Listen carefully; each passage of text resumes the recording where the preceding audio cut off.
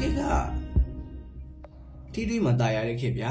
ထိတွေ့မှာတာယာတဲ့ခေတ်လို့ဘယ်လိုပြောရလဲဆိုရင်လက်လေးကိုကင်ထားမှချစ်တယ်လို့ခင်တဲ့ထက်ကုန်းလေးကိုဖတ်ထားမှနှစ်ပူးလေးကိုအနမ်းပြီးမှချစ်တယ်လို့ထင်တဲ့ခေတ်ဗျာအဲ့တော့နေဝေးရဲ့လူတွေကအရာရှုံးနေဗျာဘာလို့ရှုံးလဲဆိုရင်နေဝေးနေလို့ရှုံးတာဥမာကိုချစ်တဲ့ကောင်မလေးကဝင်နေအဝေးမှာကိုကဖုံးဆက်ပြီးပြောမယ်ဗျာဒီဆိုင်တော့ချစ်စိတ်လေးပါတော့ရွေးတွေးနေဒါကလေတွေကကူးဆိုင်မှုဗျာတစ်ဖက်လူကကိုချစ်တော်ခံစားမိရဲ့တကယ်သိမလားခံစားတတ်တယ်ကိုလည်းတကယ်ချစ်တယ်ဆိုရင်တော့ဒါကသူ့အတွက်လုံးဝကူးဆိုင်မှုကြီးပဲဒါပေမဲ့အဲ့လိုမဟုတ်ဘူးတစ်ဖက်ကစက်ကျင်မဲ့ဆိုရင်အဲ့ဒါလေတွေကစကားတစ်ခုကသူ့ကိုနူးထွေးပေးတယ်ဆိုတာကြီးဟာတာတစ်ခုဖြစ်နေမှာအချိန်မှာနေနီးရဲ့ကောင်လာပြီးတော့ဆေးကိုကိုယ်တိုင်ဝယ်ပေးမုတ်တွေပါကိုယ်တိုင်ချက်ပေးသိမလားလှုပ်ပေးဝယ်ပေးသွားမယ်ဆိုရင်ဟာဒီကောင်သူ့ငါ့ကိုတကယ်ချစ်တာပါလားဆိုရယ်စိတ်နဲ့အနေနီးရဲ့လူကိုပူပြီးစိတ်ရင်မှာပဲသိလား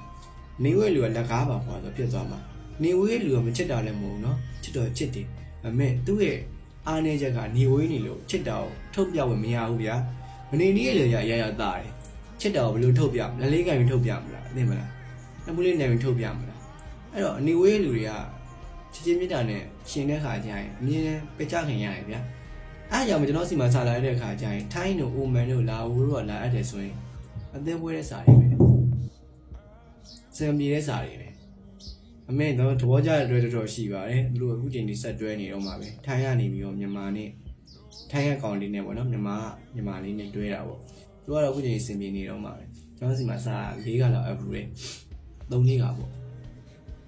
အဲ့တော့ဗျာအနေဝေးတဲ့ခါကျရင်ချစ်ချင်းမေတ္တာကြီးကထုတ်ပြနေရင်တော့မှတစ်ပတ်လူကကိုယ့်ကိုတကယ်ချစ်မှာပဲကိုယ့်ရဲ့ချစ်တာကိုခံစားမိမှာဗျာဘရာသာတို့အနေနဲ့ဗျာအနေဝေးတဲ့ဆိုရင်ရေရှိတခုတိဆောက်ဖို့ဆိုတာတခုခင်မှာတကယ်ခက်ခဲတယ်ဗျာဒီလား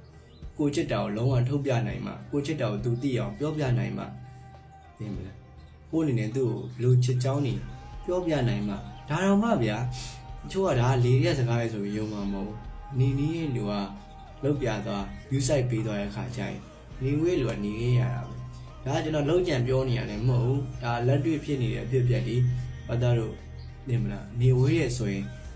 ကိုနဲ့ကိုချစ်ရတဲ့ကောင်မလေးရဲ့တနေ့တမီချားနေရဆိုရင်စမချစ်မိခင်ကလေးရဗျာစမချစ်တော့တာပဲကောင်းပါလေကိုနေတဲ့မျိုးမှာရှိရဲ့မျိုးသမီးတယောက်နဲ့နီးနီးကက်ကက်တွဲတာမျိုးလောက်ပဲအခုခေတ်ကအဆင်ပြေတော့ဗျာနေဝေးရဲ့ဆိုရင်အသေးပွဲဖို့များတယ်ဗျာ